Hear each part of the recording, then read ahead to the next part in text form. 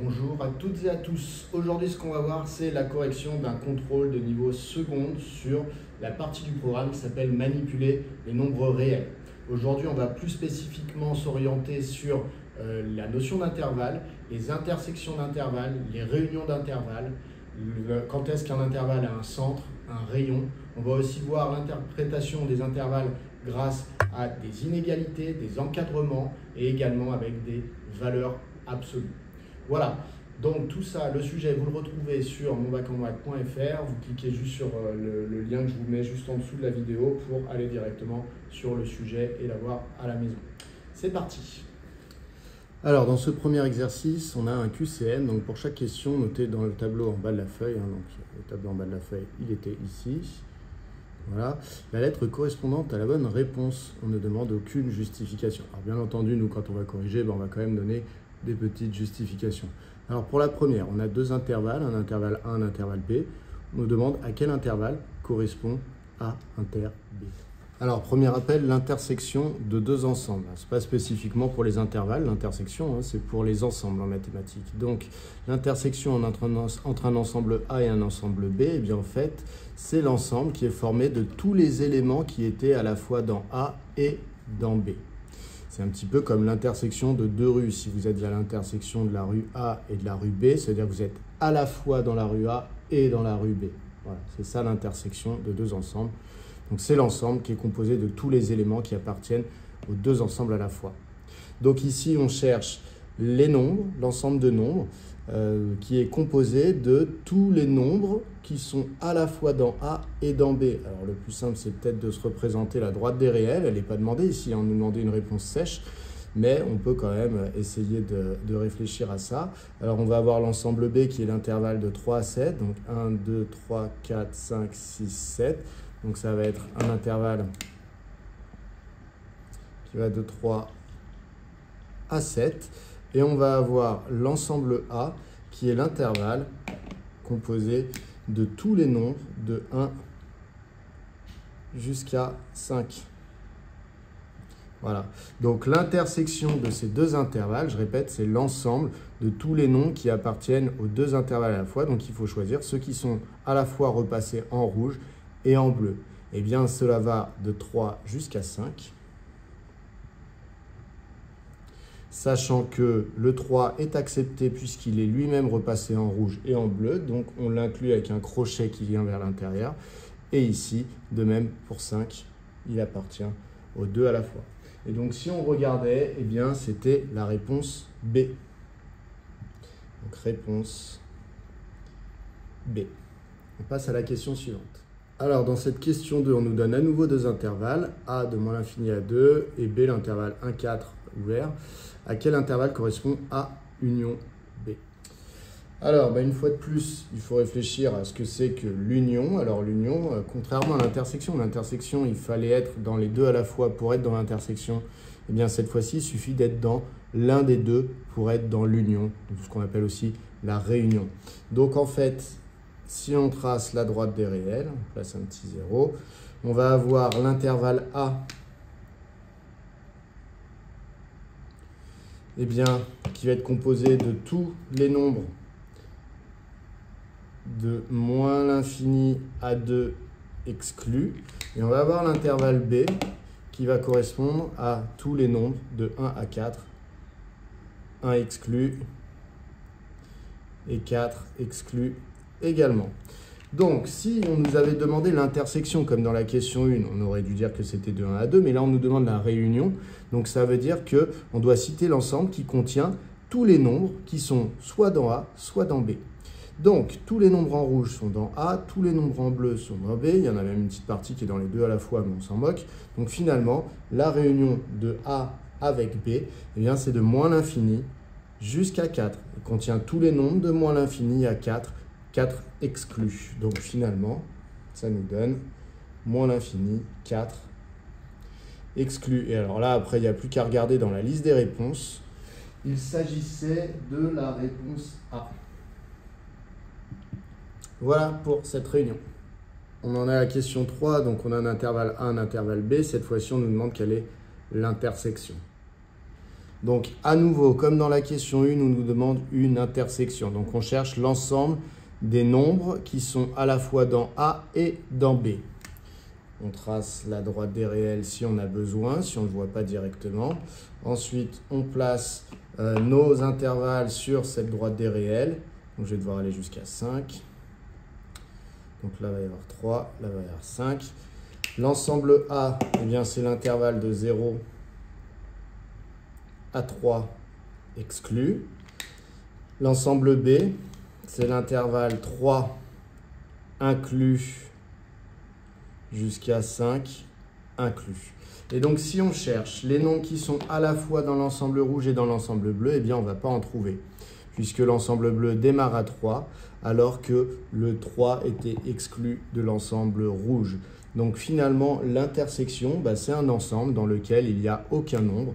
Donc, comme vous avez vu en classe, on le note, l'ensemble vide, c'est un rond barré, une espèce de zéro barré. Donc ça, c'est l'ensemble vide. Alors, si on regarde à quoi ça correspondait, ça correspond à la réponse B. Réponse B. Et au passage, si on ne nous avait pas demandé l'intersection, mais plutôt la réunion, ça aurait été l'intervalle de 0 jusqu'à 5, avec 0 inclus et 5 inclus. Question 4. Quel est l'intervalle correspondant à l'encadrement x compris entre -2 et 5? Donc, ça c'est pareil, vous pouvez le voir directement, mais sinon vous pouvez à nouveau redessiner la droite des réels avec 0, -1, -2, 1, 2, 3, 4, 5. Et ensuite, on repasse en rouge tous les x qui sont considérés là-dedans. Donc, ce sont les x de -2 jusqu'à 5. Donc, les x qui doivent être plus grands que -2, mais en même temps aussi plus petits que 5. Donc, ça nous fait cette zone rouge-là. Sachant que x ne peut pas être égal à 5, donc on va exclure 5. Et que par contre, x peut être égal à 2. Donc, on va inclure 2 dans l'ensemble. Voilà, donc à nouveau, on a les crochets dans le bon sens. Et donc, la réponse, c'est -2 inclus jusqu'à 5 exclu. Voilà, donc c'est cet intervalle-là. Et cet intervalle-là, il s'agissait de la réponse B, à nouveau. Voilà, il n'y a pas besoin de faire la droite. Normalement, vous devez être capable d'interpréter ça directement comme ça. Question 5. Quelle est l'amplitude de l'encadrement x compris entre 4,567 et 4,568? Alors, c'est essentiellement une question de vocabulaire, puisque finalement ici, si vous avez compris ce que c'était que l'amplitude d'un encadrement, alors un encadrement c'est ça, c'est dire entre quoi est compris x, donc entre quoi est compris x, on a bien encadré le nombre x. L'amplitude de l'encadrement, c'est en quelque sorte la largeur de l'encadrement, c'est-à-dire la distance qu'il y a entre ce nombre et celui-là. Donc finalement, pour savoir la distance qu'il y a entre ce nombre et celui-là, il suffit de prendre le plus grand et de soustraire le plus petit. Ce qui nous donne, alors désolé si vous entendez un petit peu de bruit et un petit peu de pluie au moment où je tourne cette vidéo. Donc 4,568 moins 4,567, cela nous donne 0,001. Et donc ça correspond à 1 divisé par 1000, c'est-à-dire 1 sur 10 puissance 3. Et donc, comme vous le savez, ça correspond à 10 puissance moins 3. Voilà, donc l'encadrement, l'amplitude de cet encadrement, c'est 10 puissance moins 3, ce qui correspond à la réponse, la réponse C dans le QCM qui vous est posé. Dans la question 6, on nous dit quel est l'ensemble des solutions de l'inéquation x inférieure ou égale à 0. Donc ici, on nous demande simplement d'interpréter x inférieur ou égal à 0. Pareil, si on fait la droite des réels, si on trace la droite des réels, les x qui sont inférieurs ou égaux à 0 se situent ici, avec 0 inclus à l'intérieur. Alors, on vous proposait des intervalles. Donc en fait, c'est l'intervalle. Il y a de moins l'infini à 0 inclus. Voilà. Qui se note aussi, là c'était pas posé dans cette question, mais ça se note aussi l'ensemble des réels uniquement négatifs, donc R-. Voilà. Mais là c'était pas la question. Dans la question vous proposez des intervalles, donc c'est celui-là. Et celui-là ça correspond à la réponse B. réponse B. Voilà pour cette question 6, on passe à la 7. Pour la question 7, on nous dit quelle est la valeur de valeur absolue de moins 3. Alors, il va falloir se poser la question de qu'est-ce que c'est qu'une valeur absolue. Alors, il y a la version facile, entre guillemets, d'interprétation, sans trop comprendre ce qui se passe, et il y a la version avec un sens un petit peu plus mathématique. La version facile, c'est que la valeur absolue d'un nombre, comme son nom s'indique, c'est sa valeur, mais dans l'absolu, c'est-à-dire sans le signe, sans faire attention au signe. Donc en fait, la valeur absolue de moins 3, eh bien, normalement, vous pouvez déjà directement répondre que c'est moins 3 à qui on a retiré le signe, donc 3. La valeur absolue, je donne d'autres exemples, de moins 8, ce serait égal, du coup, à 8. La valeur absolue de 100, lui, par contre, il est bien positif, donc ce sera bien 100. Donc, en fait, voilà, c'est vraiment le nombre à qui on retire son signe. Ça vous permettra déjà de vous sortir, de savoir ça, de quand même pas mal de situations. Alors quand on dit ça, on n'a pas vraiment compris ce qu'était une valeur absolue non plus mathématiquement parlant. Mathématiquement parlant, une valeur absolue, on considère que c'est une distance. Et donc on a défini dans votre cours la valeur absolue de A moins B comme étant la distance qu'il y avait entre un nombre A et un nombre B. Du coup, si jamais A est plus petit que B, la distance qui est ici, elle va se calculer comment ? Elle va se calculer en prenant le plus grand moins le plus petit. Parce que si vous faites le contraire, le plus petit moins le plus grand, vous allez obtenir un nombre négatif. Donc ce ne sera pas une distance. Donc le plus grand moins le plus petit. Donc si B est plus grand que A, ça sera égal en fait à B moins A.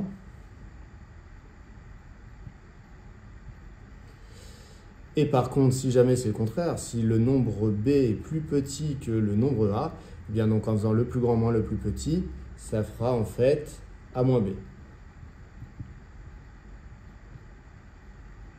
Voilà. Donc ça, c'est la définition de base. Alors, quel est le rapport ici quand j'ai qu'un nombre? En fait, quand vous avez qu'un nombre, eh bien, vous pouvez le voir comme étant moins 3, vous pouvez le voir comme étant la valeur absolue de 0 moins 3. Donc, comme étant la distance entre le réel 0 et le réel 3. Donc, le réel 0, il est par là, le réel 3, il est ici, et il y a bien une distance égale à 3. Donc, finalement, cette valeur absolue vaut bel et bien 3, ce qui correspond à la réponse B.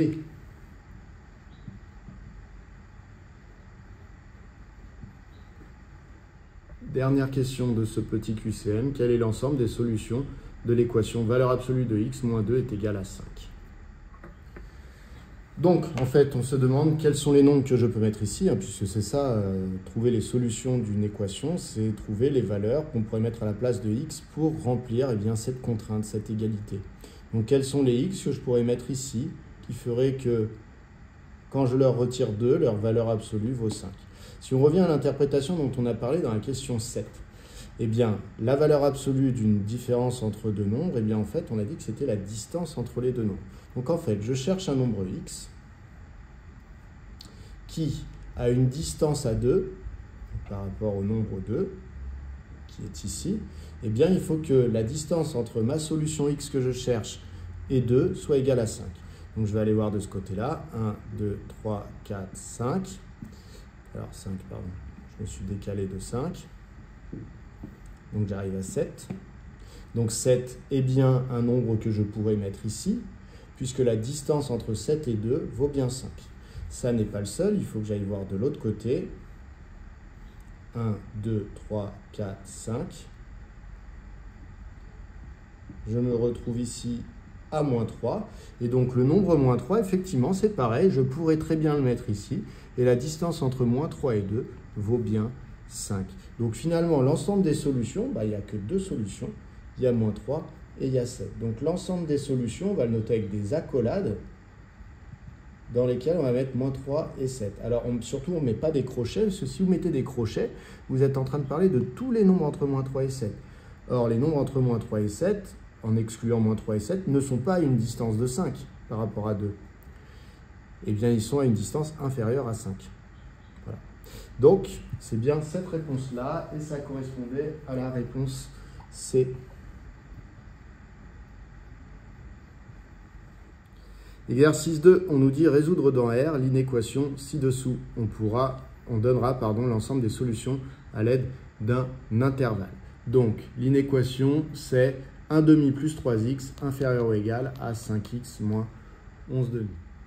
Donc, pour tout x appartenant à R, eh bien, dire que 1 demi plus 3x est inférieur ou égal à 5x moins 11 demi, c'est équivalent à dire que, alors attention, je ne suis pas en train de dire que pour n'importe quel nombre réel, je peux écrire ça, c'est pas vrai, mais écrire ça reviendrait à écrire, et je vais enchaîner ce que ça reviendrait à écrire. Et comme ça, la condition finale, eh bien, me dira quels étaient les x qui pouvaient satisfaire cette inégalité. Donc, la technique, ça va être d'isoler x, comme vous l'avez déjà vu au collège. Alors, je vais essayer d'isoler, par exemple, dans le membre de gauche. Donc, je vais garder tout ce qu'il y a du x dans le membre de gauche. Donc, il y avait 3x. Là, il y avait 5x. Je n'en veux plus. Donc, je vais retirer 5x. Donc, je vais ajouter moins 5x. Si je l'ajoute là, il faut que j'ajoute également de l'autre côté pour garder l'inégalité ici. Donc, je vais avoir 3x moins 5x dans le membre de gauche, inférieur ou égal à, le 1 demi, de même, je le transpose, c'est-à-dire que comme je n'en veux plus de ce côté, je vais ajouter moins 1 demi pour l'annuler, mais du coup, je dois le faire également de l'autre côté. Donc, de l'autre côté, je me retrouve avec 11 demi moins 1 demi. J'effectue mes calculs, j'obtiens moins 2x inférieur ou égal à moins 11 demi moins 1 demi, donc ça fait moins 12 demi. Moins 12 demi qui au passage vaut moins 6. Donc finalement, ça veut dire que moins 2x est inférieur ou égal à moins 6. Et là, je voudrais avoir x. Donc pour avoir x, eh bien, je vais diviser par moins 2, puisque moins 2 multiplié x. Si je ne veux plus du moins 2, je dois diviser par moins 2. J'obtiens donc moins 2x divisé par moins 2. Alors vous n'êtes pas obligé d'écrire cette étape. En revanche, quand on divise par un nombre négatif, il faut penser à changer le sens. Donc ça me donne du moins 6 divisé par moins 2. Donc finalement, vous avez x qui est supérieur ou égal à 3. Vous pouvez passer de cette étape directement à celle-là. Ça ne pose aucun problème. Donc, eh bien, l'ensemble des solutions, c'est tous les x supérieurs ou égaux à 3. Une petite phrase de conclusion. Donc cet ensemble, comment je le note avec un intervalle? Eh bien, si j'avais fait la droite des réels, j'aurais trouvé quoi? J'aurais trouvé qu'il y avait 3 et tous les nombres qui lui sont supérieurs. Donc ça va être un intervalle qui démarre à 3 inclus et jusqu'à plus l'infini. Voilà pour cet exercice 2. Attention, en revanche, en classe de seconde, il est important d'expliquer le lien que vous avez entre les lignes, même si au collège, on vous demande d'écrire les lignes comme ça, les unes à la suite des autres. Il faut faire du lien, puisque finalement, ce sont des phrases mathématiques. Et donc, à partir de la seconde, on vous demande d'expliquer le lien qu'il y a entre deux phrases mathématiques. Là, ce lien-là, il veut dire qu'il est équivalent. Ça veut dire que les x qui vont vérifier cette inégalité sont exactement les mêmes que ceux qui vérifient cette inégalité, qui sont exactement les mêmes, et ainsi de suite. Ce qui assure que quand les x vérifient cette inégalité, eh bien, c'était les mêmes qui vérifiaient cette inégalité. Donc, on a bien trouvé les solutions de cette inéquation ici. Alors, on arrive à l'exercice 3. On a tracé la droite des réels ci-dessous. Donc, elle est ici, toute jolie, toute belle. Donner la notation de l'intervalle assuré en rouge, ainsi que son centre et son rayon. Alors, l'intervalle assuré en rouge, vous voyez, on voit que déjà, c'est un intervalle ouvert. Les crochets sont vers l'extérieur. Et il est composé, cet intervalle, de tous les nombres réels de 2 à 6, avec 2 exclus et 6 exclus. Donc, bon, là, j'ai refait l'axe, ça ne vous est pas demandé. Donc, la notation, qu'est-ce qu'on nous demandait, la notation est donc de 2 à 6 exclus. Ensuite, on nous demandait le centre de cet intervalle. Et oui, quand vous avez des bornes qui ne sont pas infinies, on a vu en classe qu'on pouvait trouver le centre de l'intervalle. Donc, en fait, c'est vraiment la notion de centre, comme un peu dans un cercle, le centre d'un cercle, c'est le point qui va se trouver bien, à la même distance de tous les points du cercle. Le centre d'un intervalle ici, bien, ça va être le point qui va se trouver à la même distance, ça va être le nombre pardon, qui va se trouver à la même distance des deux bornes, de la borne 2 et de la borne 6. Donc bien sûr, il faut que ces bornes soient finies et pas infinies, sinon on aura du mal à trouver, si jamais ici l'intervalle partait vers plus l'infini, on aurait beaucoup de mal à trouver le centre de l'intervalle, il n'existerait pas. Donc ici, soit on fait deux têtes, le nombre qui se situe exactement au milieu entre 2 et 6, c'est rien d'autre que ce qu'on appelle la moyenne. la moyenne de deux nombres, c'est le nombre qui se trouve pile à la même distance des deux autres. Donc finalement, pour calculer 4, si jamais les nombres étaient plus compliqués, on ferait la moyenne des deux nombres. Donc on additionnerait les deux nombres et on diviserait par 2. Donc si je veux mettre une petite formule, je vais dire que j'additionne 2 avec 6 et que je divise par 2, ça me donne 4. Donc 4 est le centre de l'intervalle. Voilà. Et pour ce qui est du rayon, le rayon, c'est un petit peu toujours pareil, comme dans un cercle, si vous imaginez un espèce de cercle comme ça. Donc le rayon, c'est la distance qu'il y a entre le centre et chacune des bornes.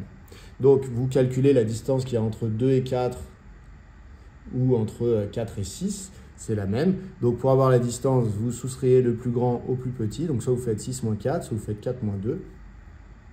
Donc 6 moins 4 égale 2. Donc 2 est le rayon de l'intervalle.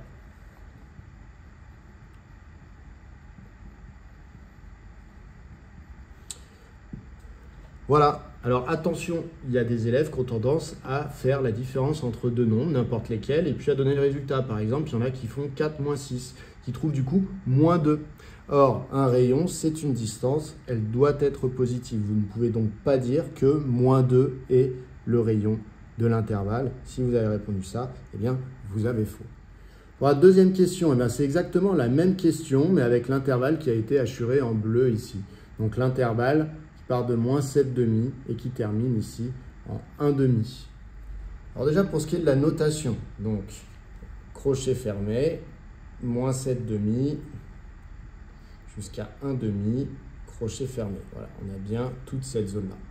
Ensuite, à nouveau, on nous demande le centre. Donc, on va effectuer exactement la même chose. Alors là où tout à l'heure, c'était facile de repérer que 4 était le centre, donc on pouvait presque le déduire sans calcul. Là, ici, eh bien, on fait attention, on risque de se tromper si jamais on va trop vite. Alors, moins 7,5 plus 1,5, eh bien, ça nous fait moins 6,5. Et moins 6,5, eh bien, en fait, ça vaut moins 3. Donc, on a moins 3,5. Donc, le centre est moins 3,5. Le centre est moins 3,5. Donc, moins 3,5, eh bien, c'est par ici, du coup, puisqu'on vient de trouver que c'était censé être le centre. Et donc, maintenant, on s'intéresse au rayon de l'intervalle. Il faut donc calculer la distance qu'il y a entre moins 3,5 et 1,5, ou entre moins 3,5 et moins 7,5. Encore une fois, il faut prendre le plus grand moins le plus petit. Donc, par exemple, 1,5 moins 3,5. Alors, je décale un peu mon tableau pour que vous puissiez lire ce que j'écris. Donc, 1,5 moins 3,5, ça fait 1,5 plus 3,5, ce qui fait 4,5. Et 4,5, c'est égal à 2. Donc, 2 est le rayon. On arrive donc au dernier exercice, l'exercice 4, où on nous demandait de résoudre deux inéquations qui faisaient intervenir à nouveau la valeur absolue. Et on nous demandait également d'assurer l'ensemble des solutions sur les droites des réels qui sont ici. Alors, à nouveau, on revoit cette interprétation de valeur absolue. La valeur absolue d'une différence, c'est la distance qu'il y a entre les deux nombres qui sont dans cette différence.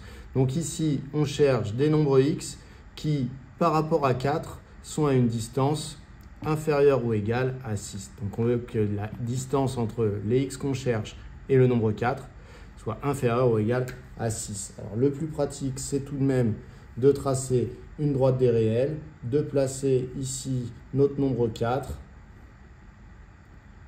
et d'aller chercher les nombres qui sont à une distance de 4 inférieure ou égale à 6. Donc je vais compter 6 d'un côté, 6 de l'autre, et puis tous les nombres qui seront à l'intérieur seront à une distance plus petite que 6 du nombre 4. Ils seront donc solution de l'inéquation.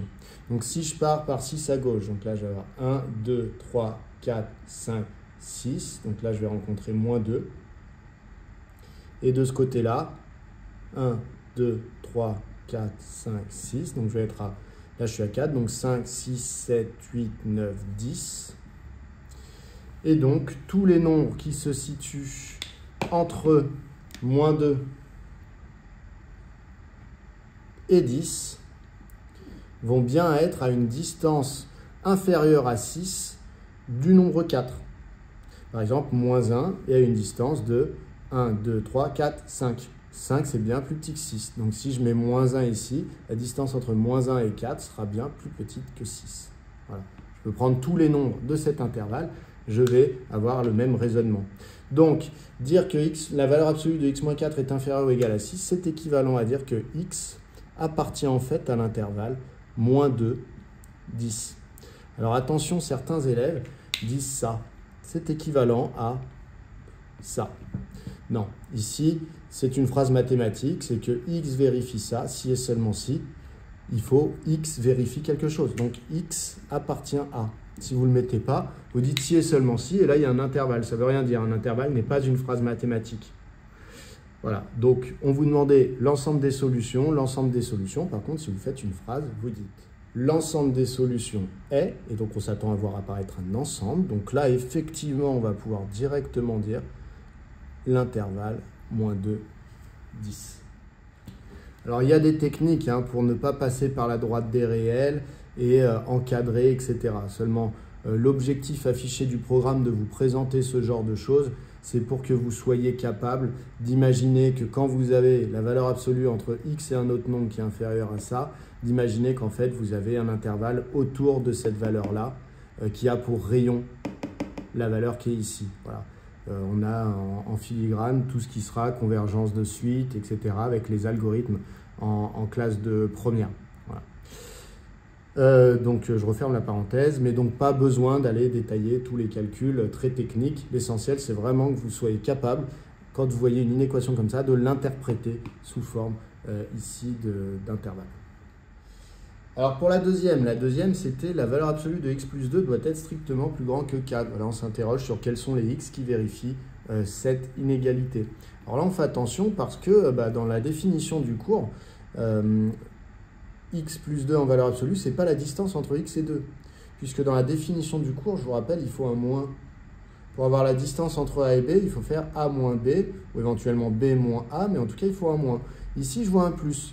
Donc si je vois un plus, je ne peux pas vraiment l'interpréter tout de suite comme une distance. Donc finalement, je vais modifier. Je vais dire que c'était x moins le nombre moins 2. Puisque x moins moins 2, c'est bien x plus 2. Donc en fait, ça, c'est ça. Et donc c'est la distance qu'il y a entre x et le nombre moins 2. Et cette distance, on cherche quand est-ce qu'elle est plus grande, strictement, que 4. Donc une fois de plus, la petite droite des réels qui nous sert énormément dans ce chapitre. On va placer donc notre moins 2. Voilà. Et ensuite, on va chercher les x qui sont à une distance de moins 2 qui est supérieure à 4. Donc, on va compter d'un côté 4. Donc, 1, 2, 3, 4. Donc, au passage, on est en 2 ici. Hop. Et ici, de ce côté-là, 1, 2, 3, 4. Au passage, donc là, on est en moins 2. Donc, moins 3, moins 4, moins 5, moins 6. Et donc, nous, nos solutions, attention, il faut que la distance entre notre nombre x et moins 2 soit strictement plus grande que 4. Donc là, il ne s'agit pas de prendre les nombres qui sont là, qui sera une distance inférieure à 4. On veut une distance plus grande que 4. Donc, on va choisir soit tous les nombres supérieurs strictement à 2, soit tous les nombres strictement inférieurs à moins 6. Les nombres que j'ai mis en rouge, eh bien, sont... alors, on m'avait demandé d'assurer. Alors là, j'ai juste repassé. La consigne, c'était assuré. C'est pas bien grave. Si vous repassez, vous avez les points, bien entendu. L'essentiel, c'est que ce soit clair. Donc ici, ça veut dire que c'est tous les nombres plus petits que moins 6, réunis avec tous les nombres strictement plus grands que 2. Donc là, ici, je peux écrire que c'est équivalent à dire que x appartient en fait à l'intervalle moins l'infini 6, union 2 plus l'infini. Je réunis ces deux intervalles. Donc l'ensemble des solutions,